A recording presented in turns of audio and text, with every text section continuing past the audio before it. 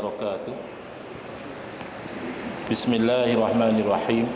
Alhamdulillahirabbil alamin wa afdhalus salati wa atammu taslim ala sayyidina Muhammadin wa ala alihi wa sahbihi ajmain. Rabbi shrah li sadri wa yassir li amri wahlul 'uqdatam min lisani yafqahu qawli. Subhanaka la ilma lana illa ma 'allamtana innaka antal alimul hakim. Allahumma akhrijna min zulumatil wahmi wa akrimna binuril fahmi waftah alaina bima'rifatil ilmi wa sahhil akhlaqana bil hilm waj'alna mimman yastami'una al-qawla fayattabi'una ahsana. Allahumma ati nufusana taqwaha wa zakkiha anta khairu man zakkaha anta waliyuha wa maulaha. Allahumma arinal haqqa haqqan warzuqna ittiba'ah wa arinal batila batilan warzuqna ijtinabah. Allahumma anfa'na bima 'allamtana wa 'allimna ma yanfa'una wa zidna ilma wa huda, amma ba'd. Alhamdulillah, muslimin hadirin Jumaat yang saya hormati, moga-moga kita semua dirahmati dan diberkati oleh Allah Subhanahu wa taala, dan moga-moga kita semua dikurniakan oleh Allah Subhanahu wa taala kefahaman yang baik dalam urusan agama, sesuai dengan sabda junjungan Nabi kita Nabi Muhammad sallallahu alaihi wasallam, man yuridillahu bihi khairan yufaqihu fid din. Barang siapa yang Allah nakkan dengan dia kebaikan, nescaya Allah beri dia faham dalam urusan agama. Dan moga-moga kita semua dikurniakan oleh Allah Subhanahu wa taala akhlak yang mulia, sesuai dengan sabda Nabi sallallahu alaihi wasallam, innama bu'istu liutammima makarimal akhlak. Hanya saja saya dibangkitkan demi untuk menyempurnakan kemuliaan akhlak. Alhamdulillah, hari ini insya-Allah kita menyambung pengajian kuliah Jumaat bulanan, hari Jumaat yang ketiga anjuran Masjid An-Nur Temasya Glen Mari Shah Alam, menggunakan kitab Kekeliruan Umat. Inilah jawapannya susunan Al-Fadil Ustaz Mahathir bin Haji Jul, hafizahullah ta'ala wa nafa'ana bihi wa bi'ulumihi fid daraini amin. Kita sampai ke bab yang kelima. Ustaz Mahathir membincangkan makna ibadah. Tujuan dimasukkan bab yang kelima ini adalah untuk meleraikan kekeliruan dalam fikiran sebahagian umat Islam berkaitan tentang isu yang sangat penting, iaitu isu tauhid dan syirik, ya? Isu mempertahankan tauhid dan menolak syirik. Kerana kalau keliru, tidak memahami makna ibadah dengan erti kata menyembah ini, maka seorang itu boleh tergelincir dalam salah satu dari dua lembah kebinasaan. Sama ada dia tergelincir kepada melakukan perkara-perkara yang mensekutukan Allah Ta'ala, perkara-perkara yang syirik, ataupun boleh jadi oleh kerana dia keliru, dia tergelincir pada mensyirikkan umat Islam pada perkara-perkara yang hakikatnya bukan syirik. Makanya dimasukkan oleh Ustaz Mahathir tajuk ini dalam buku ini, kerana buku ini memang memfokus kepada kekeliruan yang berlaku dalam masyarakat dan usaha untuk menghilangkan kekeliruan ini. Soalan, apakah makna ibadah? Menyembah itu apakah makna dia? Dan apakah huraian ringkas tentangnya? Jawapan, ibadah itu boleh dilihat dari dua makna, ya. Satu, ibadah dari segi syarak, ibadah yang hakikiyah, ibadah dengan erti kata menyembah, iaitu ghayatul khudu' wat tazallul, puncak kepada ketundukan dan setinggi-tinggi penghinaan diri, ya. Seorang itu tunduk, seorang itu menghinakan diri dengan iktikad dan keyakinan bahawa dia tunduk dan menghina diri itu kepada yang bersifat dengan sifat rububiyah. Dia menghinakan diri itu kepada Tuhan, ya. Sebab itu dia menghinakan diri dan menundukkan kepatuhan kerana dia yakin yang dia tunduk dan patuh itu adalah Tuhan, ya, bersifat dengan rububiyah, ketuhanan. Dan dengan keyakinan bahawa yang diibadahkan itu, yakni yang dia sembah itu, memang hakikatnya boleh mendatangkan manfaat dan mudarat, ya. Segala manfaat hakikatnya daripada yang disembah, segala mudarat juga hakikatnya daripada yang disembah. Maka ibadah sebegini, ya, ibadah dengan erti kata menyembah ini ini hanya boleh kepada Allah Subhanahu wa taala sahaja. Tidak boleh kepada selain daripada Allah Subhanahu wa taala. Jangankan kepada batu, kepada kayu dan sebagainya, bahkan kepada makhluk-makhluk Allah yang mulia juga tidak boleh. Menyembah malaikat, malaikat makhluk Allah yang mulia, malaikat tidak ada buat dosa. Tetapi kalau kita menyembah malaikat, hukumnya haram, bahkan kufur. Demikian misalnya menyembah kepada nabi atau pada rasul, itu hukumnya haram, syirik, dan orang itu menjadi kafir wal iyazubillah, ya. Jadi menyembah hanya boleh kepada Allah Subhanahu wa taala. Ekoran dari itu, kita kalau meminta, menyeru dan memohon dengan iktikad bahawa yang diminta itulah yang boleh memperkenankan, yang menyeru itulah yang boleh memberi, yang kita pohon itulah yang hakikatnya mendatangkan, maka kalau dilakukan itu kepada selain daripada Allah, maka adalah syirik. Oh, kalau macam tu tak boleh mintalah kepada makhluk, tak boleh seru makhluk, tak boleh mohon kepada makhluk. Boleh, tapi hanya dengan jalan asbab sahaja. Usaha ikhtiar sebab musabab, boleh kita minta tolong dengan makhluk. Tapi kalau dengan i'tiqad yang memberi manfaat dan mudarat, itu hanya Allah Subhanahu wa taala semata-mata. Mengiktikadkan manfaat dan mudarat kepada selain daripada Allah, itu hakikatnya adalah syirik, ya. Sebab itu dalam perbincangan awal ilmu tauhid ditekankan bahawa akidah ahli sunnati wal jamaah berkeyakinan bahawa usaha dan ikhtiar, sebab dan musabbab, hakikatnya tidak memberi bekas, tidak memberi kesan. Yang memberi kesan hakikatnya adalah Allah, tapi hakikat itu tidak membatalkan usaha dan ikhtiar. Contoh, ya, kita manusia ini adalah makhluk yang Allah jadikan ada rasa lapar dan ada rasa dahaga, ya. Kita kalau tidak makan, kita lapar, kalau tidak minum, kita dahaga. Jadi macam mana cara kita nak atasi masalah macam ini? Usaha ikhtiar kita adalah kita makan atau kita minum. Jadi sebab kita kenyang adalah makanan yang dimakan, sebab kita hilang dahaga adalah air yang diminum. Tetapi hakikat yang mengenyangkan kita bukan nasi yang kita makan, bukan roti yang kita makan.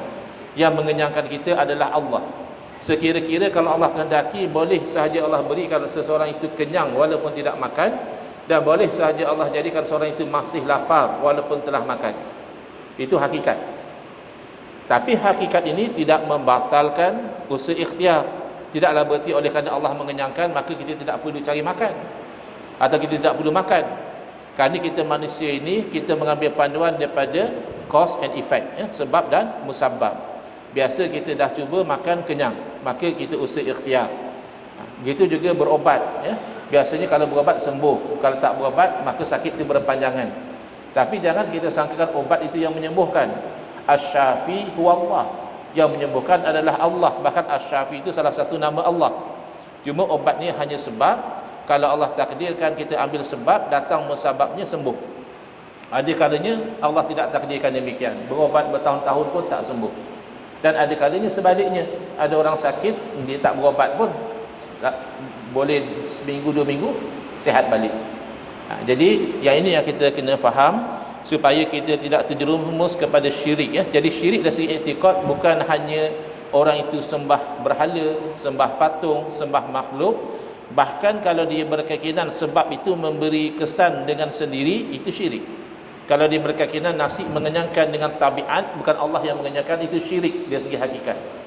Ataupun dia meyakini obat itu menyembuhkan, memang tabiat obat menyembuhkan, kata dia, bukan Allah yang menyembuhkan, itu syirik. Habis macam mana kita orang Islam, ahli sunnah wal jamaah, kita itu berusaha ikhtiar, berobat tidak bercanggah dengan syariat. Bahkan kita disuruh supaya berikhtiar, berobat. Tetapi kita kena yakin bahawa yang menyembuhkan adalah Allah, ya, bukan obat tersebut. Sebab itu jangan heran kadang-kadang hanya orang tu baca doa pada air, diberi minum, sembuh. Padahal kalau kira kan apa khasiat air, macam air lain juga. Tapi oleh kerana hakikat yang menyembuh adalah Allah, maka perkara itu boleh sahaja diterima, boleh sahaja berlaku. Orang musyrikin, mereka menjadi syirik kerana mereka memang menyeru, memohon kepada berhala yang mereka meyakini berhala itu ada sifat ketuhanan, ya. berhala itu boleh mendatangkan manfaat dan mudarat. Dirakamkan iktikad orang musyrikin ini dalam surah Hud, ya. Allah merakamkan kata-kata orang musyrik kepada Nabi Hud alaihissalam. Nabi Hud alaihissalam menyuruh orang musyrikin supaya meninggalkan perbuatan menyembah berhala. Sebaliknya bertaubat dan pergi hanya menyembah kepada Allah sahaja. Jadi orang musyrikin zaman Nabi Hud alaihissalam tidak suka dengan dakwah itu. Lalu mereka berkata kepada Nabi Hud alaihissalam, dan kata-kata mereka ini dirakamkan dalam Al-Quran, innaqulu illa taraka ba'du alihatina bisu. Kami bukan nak kata apa wahai Hud, cuma kami nak bagi tahu kamu telah dikenakan penyakit gila oleh sebahagian daripada berhala-berhala kami. Jadi kamu suruh orang tinggal sembah berhala, berhala kami sudah marah. Jadi sebahagian daripada berhala yang marah ni dah timpakan penyakit pada kamu. Jadi mereka berkeyakinan kalau berhala itu boleh mendatangkan manfaat kalau disembah, dan boleh mendatangkan mudarat kalau tidak disembah. Ini i'tikad orang musyrikin. Dengan itu mereka menjadi musyrik, kafir, bukan orang Islam. Yang kedua, ibadah juga, tapi dia bukan ibadah hakikiyah. Dia ibadah dengan makna umum, ya, iaitu melakukan kebaikan-kebaikan. Dalam bahasa Arab disebut hasanat, yang mana kebaikan-kebaikan ini boleh menghampirkan diri seseorang kepada Allah Subhanahu wa taala. Tetapi apabila kebaikan ini dilakukan kepada makhluk, maka tidak ada iktikad bahawa makhluk itu bersifat dengan sifat ketuhanan. Tidak ada iktikad sedemikian. Habis iktikadnya macam mana? Makhluk hanya asbab.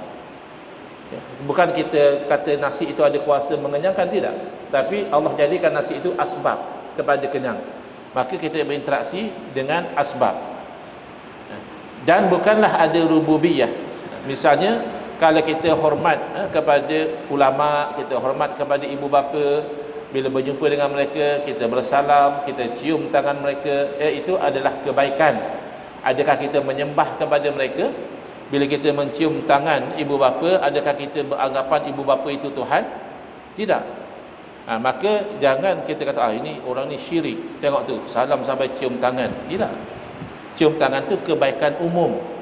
Yang disuruh adalah menghormati, memuliakan yang mulia.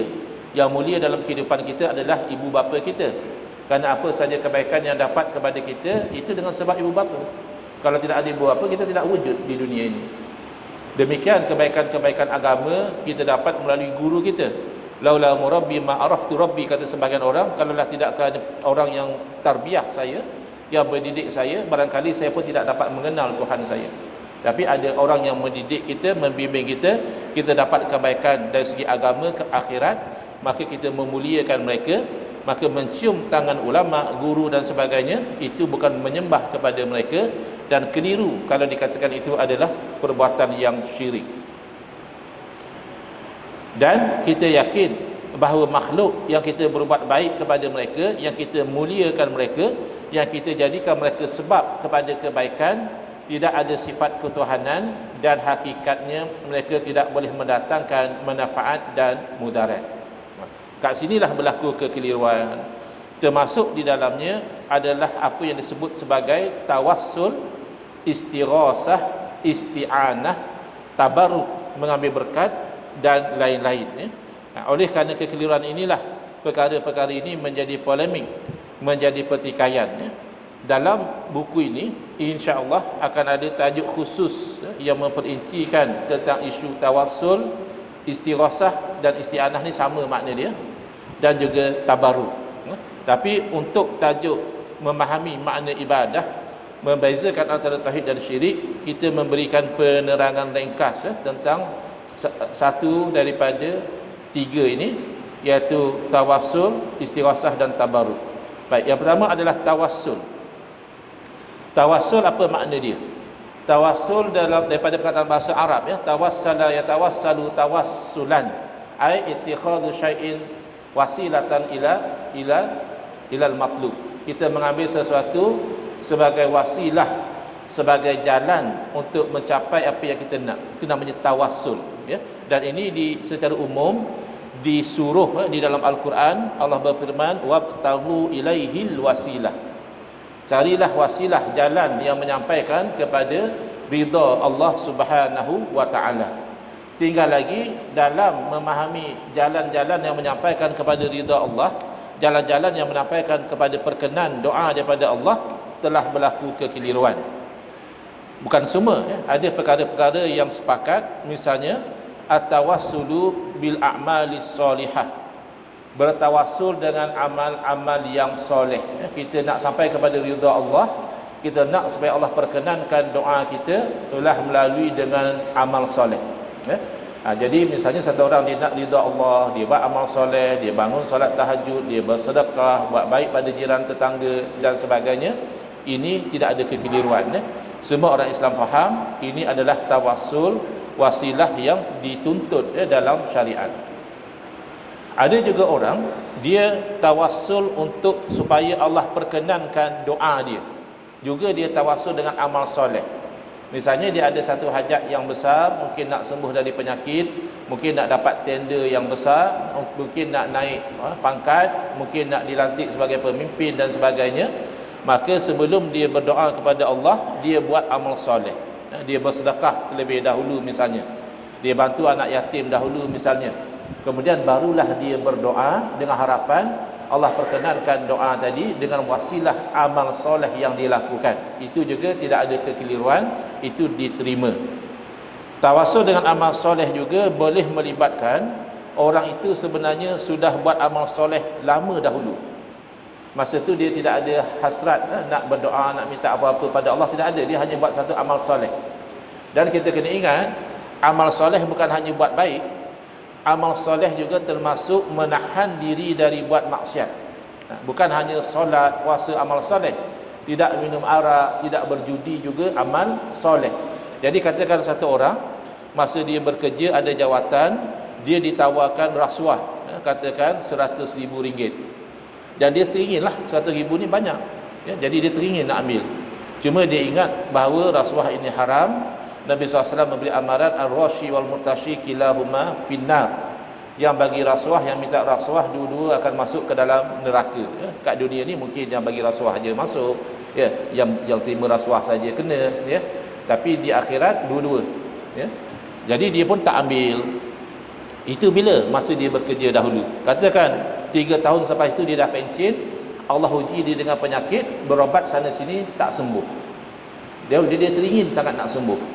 Lalu dia angkat tangan, dia berdoa, ya Allah ya Tuhanku, Engkau maha mengetahui bahawa satu masa dahulu aku pernah menolak tawaran untuk mengambil rasuah.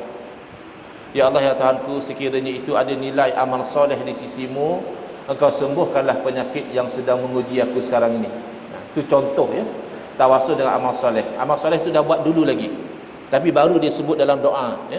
Itu tawassul yang tidak ada kekeliruan, diterima dan disepakati oleh semua umat Islam, bahawa doa bertawassul begitu adalah sesuatu yang masyru', yang dibenarkan. Tak nak pun tak apa, boleh je angkat tangan tidak tawassul. Ya Allah, sembuhkanlah aku daripada penyakitku ini ya Allah. Tak ada tawassul, boleh. Tapi kalau nak tawassul, kalau ikutkan pengalaman yang diceritakan dalam hadis Nabi SAW, 3 orang yang terperangkap dalam gua, masing-masing bertawassul dengan amal soleh masing-masing, itu dapat istijabah, perkenan yang cepat daripada Allah Subhanahu wa taala. Tak nak tawassul boleh, tawassul sepertinya ada peluang untuk istijabah tu cepat, perkenan tu cepat. Baik. Tawassul yang ada kekeliruan adalah tawassul dengan orang soleh. Tadi tawassul dengan amal soleh. Sekarang ini tawassul dengan orang soleh, dan tawassul dengan orang soleh juga ada 2. Satu, tawassul dengan orang soleh yang masih hidup, dan satu lagi tawassul dengan orang soleh yang telah meninggal dunia. Tawassul dengan orang soleh masih hidup generally tidak ada kekeliruan. Kita boleh pergi jumpa satu orang soleh, kita kata kita ada hajat, mintalah tuan guru, syekh, kiai, tuan haji doakan. Jadi kita bertawassul dengan doa dia. Ataupun kita doa, kita mohon diaminkan. Saya nak doa satu, mohon aminkan doa saya. Tawassul macam itu tidak ada kekeliruan, dibenarkan. Yang ada kekeliruan adalah tawassul dengan orang soleh yang telah meninggal dunia. Kita angkat tangan, ya Allah, dengan kemuliaan Syekh Abdul Qadir Jailani, atau lebih daripada itu, ya Allah, dengan kemuliaan Nabi-Mu, Engkau sembuhkanlah penyakitku. Itu ada pertikaian yang insya-Allah kita akan huraikan dalam kuliah yang akan datang. Hadza Wabillahi taufiq wal hidayah. Wassalamualaikum warahmatullahi wabarakatuh. Bismillahirrahmanirrahim. Alhamdulillahirabbil alamin. Wassalatu wassalamu ala sayidina Muhammadin wa ala alihi wa sahbihi ajmain. Allahumma shrah sudurana wa ahsin akhlaqana wa azim ujurana wa nawwir qulubana bi nuri hidayatika kama nataqadda bi nuri syamsika abadan abada bi rahmatika ya arhamar rahimin. Walhamdulillahirabbil alamin. Amin ya rabbal alamin.